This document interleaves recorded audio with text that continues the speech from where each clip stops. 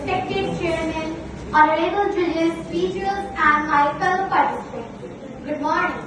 My name is sumbul. I am from Azad Academy, Arabia.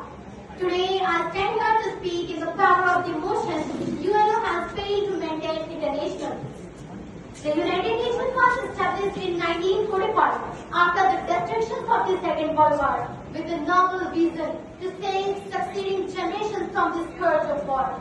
Its very first purpose, as written in the UN Charter, was to maintain international peace and security. But after almost 8 decades, can we say that the UN has truly succeeded in this mission? The answer, unfortunately, is no. History gives us the proof.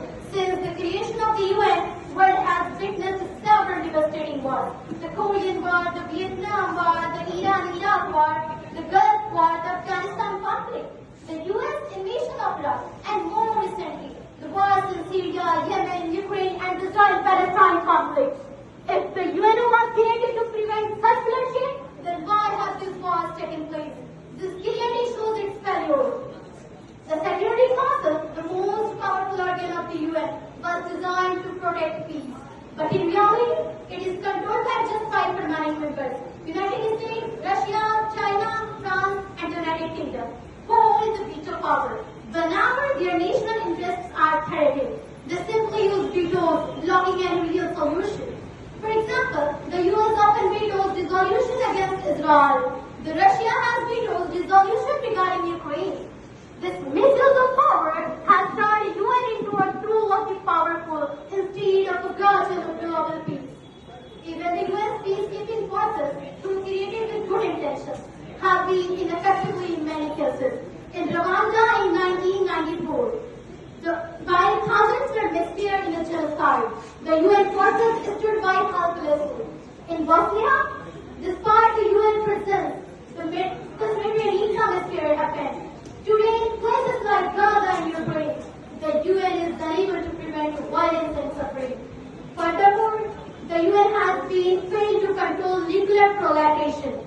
Despite the non-nuclear proliferation treaty, many countries possess nuclear weapons, and the threat of nuclear war is still alive. How can we talk about peace when the most dangerous weapons are still in the hands of the nation?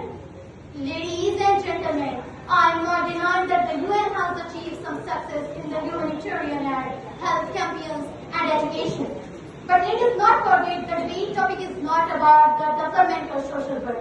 It is about the international peace. And in that regard, the UN has been a disappointment. Therefore, with deep conviction, I state that the United Nations organization has indeed failed in its most important mission, maintaining peace and preventing wars in the world. Thank you. Next aspirant from Azad Academy, Namira Mariam. She has views against the topic 10th class students.